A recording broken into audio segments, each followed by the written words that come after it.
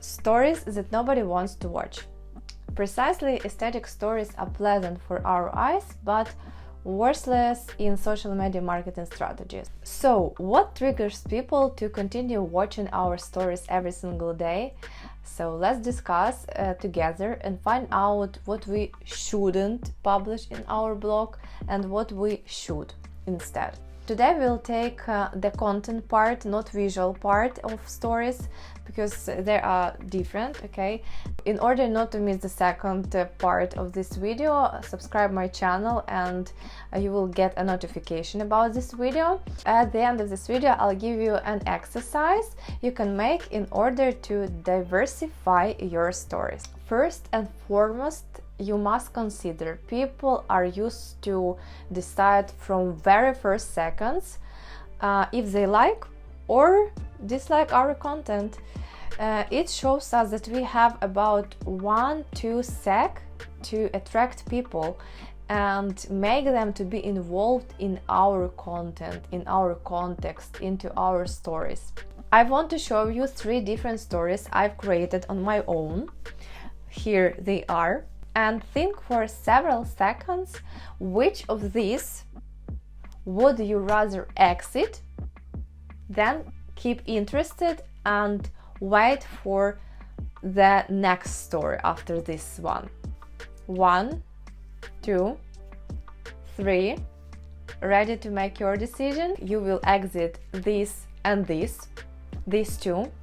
At least you wouldn't feel any interest or strong emotions or a desire just to wait for the second story. The only reasons these stories might intrigue you a bit if previously this person had a story like a preparation for traveling, okay, and you were into this context and you were waiting this person to go on a vacation. But if you take these stories without any context, zero, you just subscribe to the person or you just accidentally found the blog and you see these stories from the first glance, you had no idea who is this person. This amazing view with even, I don't know, mountain view or sea view wouldn't encourage you continue watching the next story. Publishing regular content like "Morning guys, it's my coffee, my plans for this day, like clean teas, prepare some lunch, blah blah blah blah blah," and facts like "this is my headphones, here is my mom, the weather is great." These facts, boring, useless, no sense content. If you keep posting them, please do not. There will be several of these annoying points, and the first one I would like to attract your attention to, it's about unreal emotions, fake emotions, insincere emotions. The second one, what annoys me too, it's about perfect life, perfect me, no problems, life is an amazing way only. And the third one, it's about intrigues and only intrigues. Every day you start a story, so today will be day X, or today I'm meeting an unknown person. And if every single day you make these intrigues, this will be so unreal force when you just sell. Every single day you sell. So please buy. I have this product, this product, this product, this product. Too much of sales content will be annoying and people would exit any story, even though you decide to tell something interesting about yourself, about your brand, and they are used to sales content and they wouldn't be encouraged to continue watching your stories. The next point, it's about pressure on audience. Like my reel. Why there are no reaction to my stories? You are bad audience. I shared with you something extremely useful and no reactions at all. Where my reactions are? The next point, it's about lie, you are bad liar. So obviously understandable, I think, no needs to be explained. And the next one, it's about copying somebody else.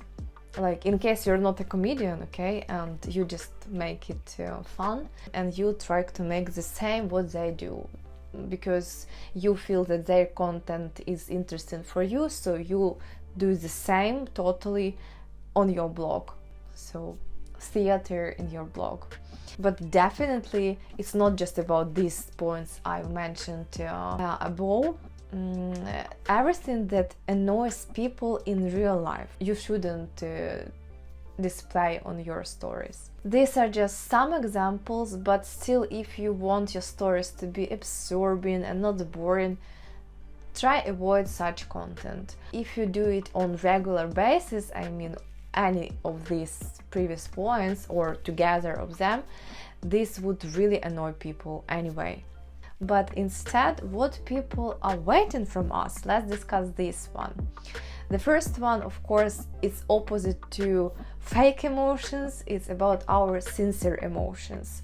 What we feel, how we feel, why do we have such mood, why yesterday was a good day and today is bad one.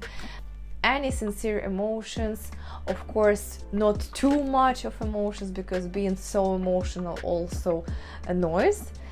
But if your emotions are sincere and you are going to share your real life, like your real emotions, you couldn't be every single day happy, right? So if it goes like negative emotions, positive emotions, together it will bring attraction to your audience. The next one, what I do like, it's about a way from A point to B point. This way, with all difficulties, achievements, borders, new people, new actions, just announce your goal, like now I'm going to get my driving license, and of course I wouldn't talk, and I'm not going to talk about it every single day, but once, 2 times a week I share what I have, what I'm struggling with, what I feel I do good, what I need to be improved, and so on. So it's not about only me. People like to oversee somebody else's way in achieving some goals. And the third one, it's storytelling. If you feel that you want to share something, a situation happened to you in the shop while you were buying a new dress, and you share this process, your emotions, your feelings, why do you do that, what do you think about that, and of course it's like an interaction. You ask some questions, you get some feedback, so it's just same as in the real life. We have a conversation with our friends, we need to participate somehow and discuss, so in this way it will be interesting. It's not like story, I'm going to a shop, here is my shopping list and I bought these items. Of course it's not a story. Story has to have some obstacles, a general idea why you are going to share this at least. So like these ways, good, bad, and of course it's not obligatory to be just one good story. It can have, of course, not a happy end, an opposite one.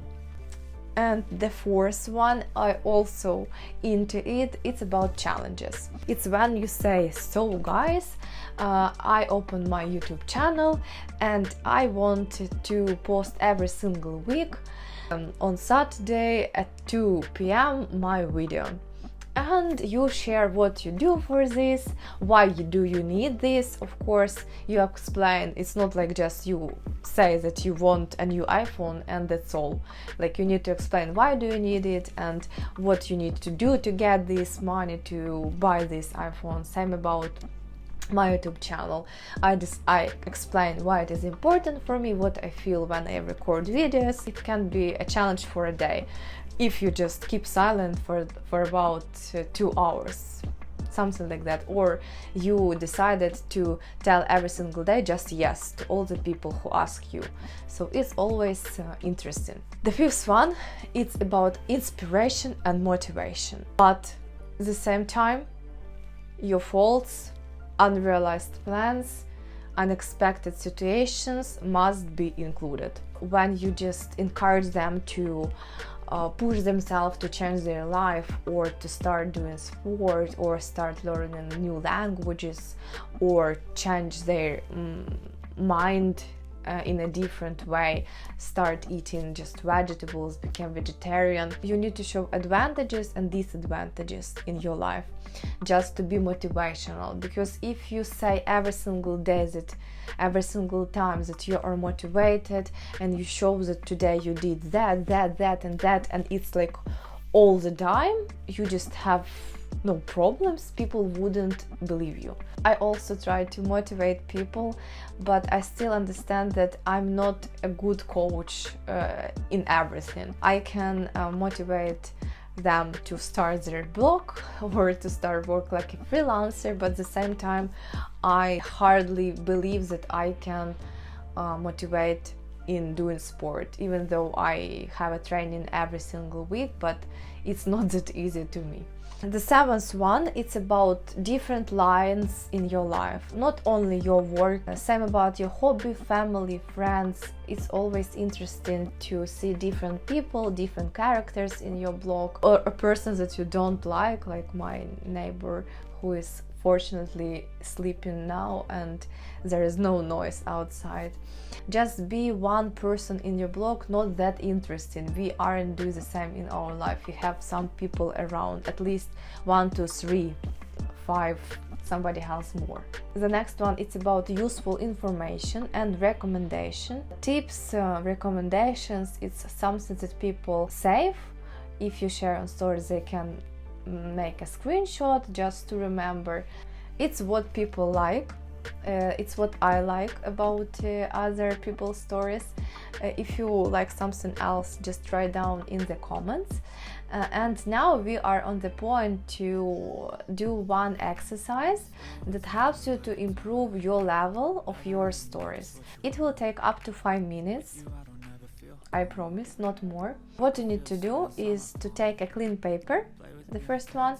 Also take with you your phone and choose 3 bloggers that you watch every single day. Like, despite any situation, you just watch their stories. Write down what you like to see in their stories. It's probably these points need to be added into your stories too. These people reflect somehow with us, and if we like what they share, we also want to share these points with people. I will add here my example in order not to tell it, but you can go through and maybe it may help you to write down your. But you just really need to write quickly, not to overthink. Instead, you can back to my list what people like about stories generally and put plus you already use on your stories in your blog and what not. So maybe some of these points you should include and make your blog more attractive.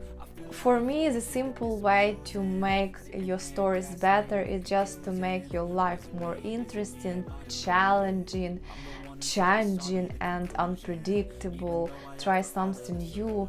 That's of course you need to take an effort, but still it's something that people like. So content part about stories is done. The next topic we are going to discuss is about format of stories, and press like button under this video in order to show your emotions. See you soon in my blog, and I wish you to have very attractive stories. I can feel the sweat inside my palm. Play with me like cats in the street.